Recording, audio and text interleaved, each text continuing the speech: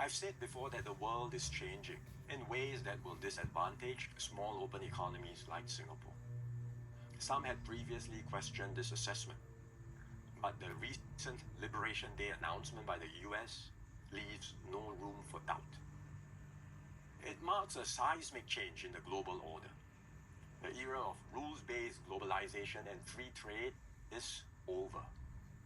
We are entering a new phase, one that is more arbitrary, protectionist, and dangerous. For decades, the US was the bedrock for the free market economies of the world.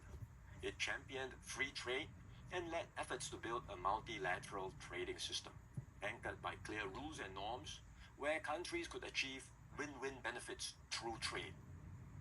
This WTO system brought unprecedented stability and prosperity to the world, and to the US itself. To be clear, the system is not perfect. Singapore and many others have long called for reform to update the rules and to make the system better. But what the US is doing now is not reform. It is abandoning the entire system it had created. Its new approach of reciprocal tariffs, country by country, is a complete rejection of the WTO framework. The US has placed Singapore in the lowest base tier with a tariff of 10%. So the direct impact on us may be limited for now, but there are wider and more profound consequences. If other countries adopt the same approach as the US, abandoning the WTO and trading only on their own preferred terms, country by country, it will spell trouble for all nations, especially small ones like Singapore. We risk being squeezed out, marginalized, and left behind. We can also expect a strong global response to America's tariffs. Singapore has decided not to impose retaliatory tariffs, but other countries may not exercise the same restraint. The likelihood of a full-blown global trade war is growing. The impact of the higher tariffs, plus the uncertainty of what other countries may do next, will weigh heavily on the global economy. International trade and investments will suffer, and global growth will slow. Singapore will take a bigger hit than others because of our heavy reliance on trade.